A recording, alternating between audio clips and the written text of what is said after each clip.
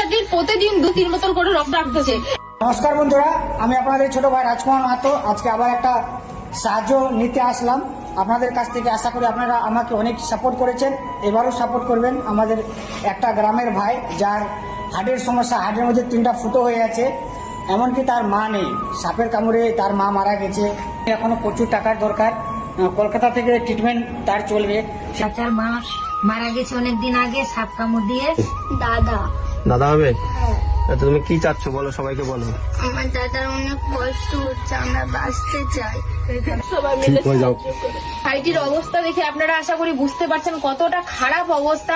আর এখানে আসেনি আবার জানতে পারলাম যে ভাইটি শুধু একা না, মা হারা অনাথ। শুধু ও ভাইটি একা নয়, ভাই বোনটির হাত ভেঙে গেছে। আজকে টাকার অভাবে চিকিৎসা করতে পারছে না বলে এই জায়গাটাতে সেলোটেপ মারে রাখছে। আর ভাইয়ের এরকম অবস্থা, তার সাথে এই যে ছোট আরেকজন, এমন অবস্থা।